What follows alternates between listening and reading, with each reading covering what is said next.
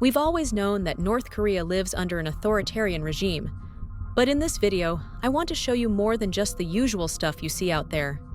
I'll share videos and images that made their way out of North Korea and onto the internet, revealing the reality and daily struggles of the North Korean people. And if you still have doubts about what's said regarding the country, I promise what you'll see here will make you think twice. Make sure to subscribe to the channel if you haven't already. Number 1. Jailed for watching dramas.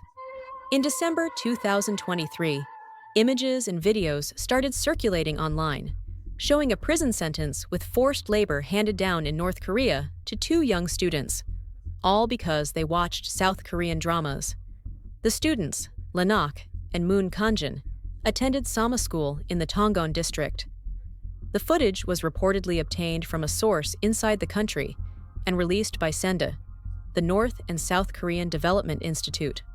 The images, used as educational material by the country's authorities, show how these young people were made an example of, so others wouldn't make the same mistake, allowing external influences into the country. This punishment was imposed under the Law on Reactionary Thought and Cultural Rejection, which has been in effect since 2020. According to this law, you can be severely punished for consuming, or worse, distributing, foreign content like books, movies, series, or other media. And this law doesn't stop there. It's even worse than it sounds. The video also criticizes the women of Pyongyang, the country's capital, for adopting South Korean fashion and hairstyles. It's said that looking more like a South Korean is seen as contaminating the country's culture. In the case of the 2 students, both were sentenced to prison and 12 years of forced labor, if you know what I mean. And one more thing. They were only 16 years old at the time. These are not isolated cases. Internal sources from within the country are reporting more and more similar incidents, and how the regime is becoming increasingly strict and heavy-handed when it comes to any contact its people might have with foreign cultures. And sadly, the worst cases, I can't even talk about them here. Number 2. The life of North Koreans. On March 20th, 2021, Yeonmi Park's channel published a video titled Real Images of Daily Life in North Korea. In it, you can see what appears to be a village full of farmers and ordinary people seemingly living in extreme poverty. Some families are shown harvesting vegetables, working, and even cooking on what looks like a wood-fired stove, in a setting that feels frozen in time. In the video, she explains that North Korea is like a place suspended in the past. The city of Hisan, considered one of the most privileged in the country, still holds on to remnants of that past, where people live extremely simple lives, full of limitations, not by choice, but because they've been forced into that reality. The houses, many made of wood and poorly equipped to withstand heavy rains, offer little to no comfort or safety. You don't see anyone on the streets with cell phones. Devices like phones, tablets, or any kind of modern technology are rarely seen, as if time had stood still for the North Korean people. Unlike the rest of the world, they live without what most of us consider basic necessities. Other accounts, such as Yeonmi Park's own testimony and reports from organizations like Human Rights Watch, describe the harsh reality North Koreans endure. Electricity, for example, is scarce and unreliable. Many people rely on bonfires to cook and heat their homes during the winter. Everything around them is used for planting, as growing your own food is a matter of survival. Every small patch of land is cultivated to secure the bare minimum during the brutal winters, when access to food becomes even more difficult.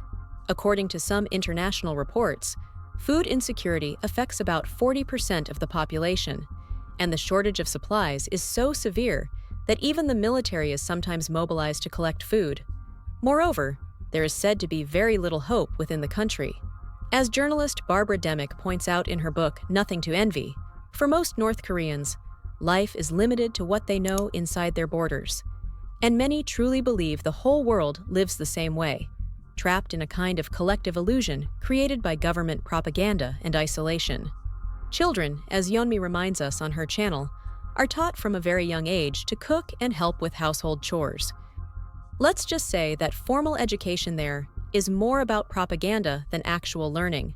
In many regions, parents even have to look for teachers through alternative means to ensure their children can study, because even education comes at a price. Yeonmi has posted other videos on her channel showing daily life in situations that rarely get reported in mainstream media or on social networks. These videos usually depict extremely harsh routines, and honestly, I don't even know how to describe them here. But basically, that's what you're seeing. In fact, it makes me reflect on our own lives and the freedom we often take for granted. Number 3. Morning in Pyongyang. Pyongyang is the capital and the most important city in North Korea. And, of course, home to the country's well-known leader. But one thing that really caught my attention is how many videos on YouTube and across the internet share a very similar title. These videos are typically simple recordings of the city's streets, showing people going about their routines. They serve as daily snapshots of life in North Korea's main city, but these videos truly left me uneasy. There's something that can't be ignored, something that all of them clearly reveal. Pyongyang is an empty city, and not just slightly empty, eerily empty. The city feels desolate. There's barely any foot traffic, hardly any cars or vehicles on the roads, and in many shots, entire streets appear completely deserted, with only a few people in sight. The whole atmosphere gives off a strange vibe that, honestly, made me uncomfortable. Most of the buildings seem empty, with no signs of life on the streets or even in the apartment windows. It feels like the entire structure of the city is artificial. I also came across some videos showing another curious scene, nighttime in Pyongyang, and this will definitely make you think. Watch how dark the city becomes. Normally, in major urban centers at night, we're used to seeing bright lights and bustling streets. But in Pyongyang, people apparently go to sleep early. In fact, the city goes dark early, and nearly everything is left in total darkness, like something out of a horror movie. One video shows just how pitch black the city gets, while music plays in reverence to former leaders in a public square. Listen to this.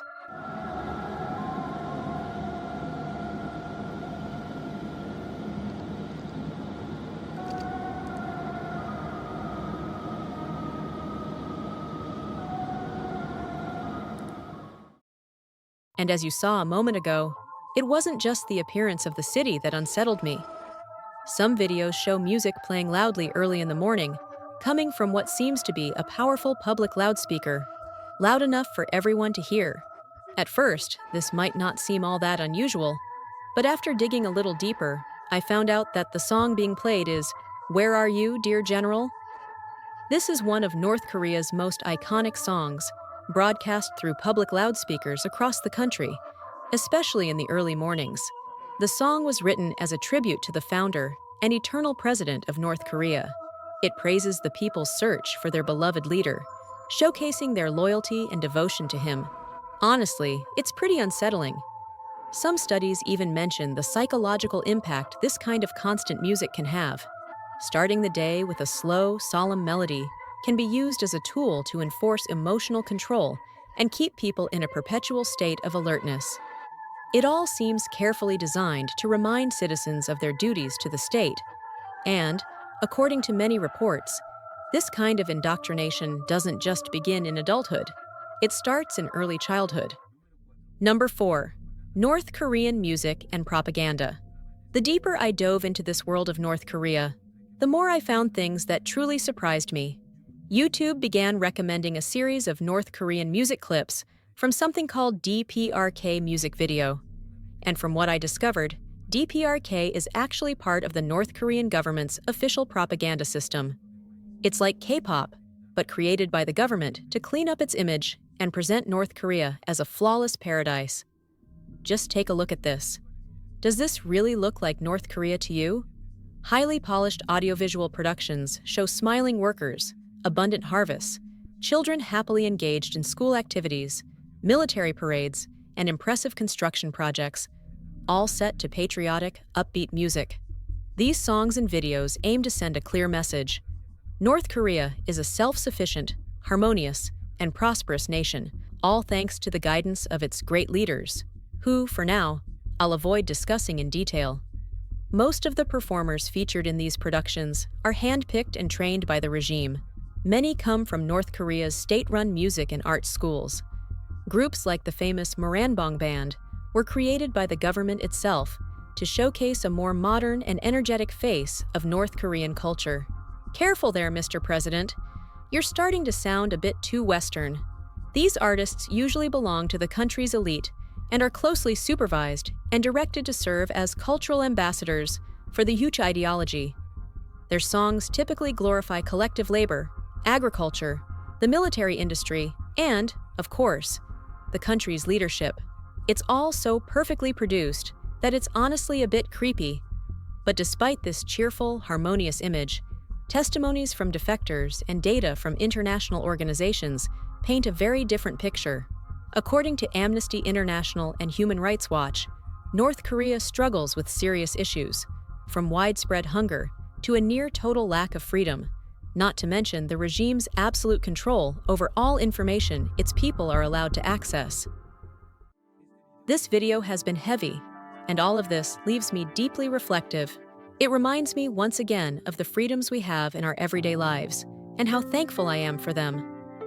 And those beautiful scenes I showed you earlier, they weren't from North Korea. They were from South Korea, its neighbor, just across the border. Of course, South Korea isn't perfect either. I've made several videos here talking about its own problems. But in the end, let's be honest. When you compare the two side by side, it's impossible to deny the difference that's right in front of your eyes. Thanks for watching until the end, and I'll see you in the next video.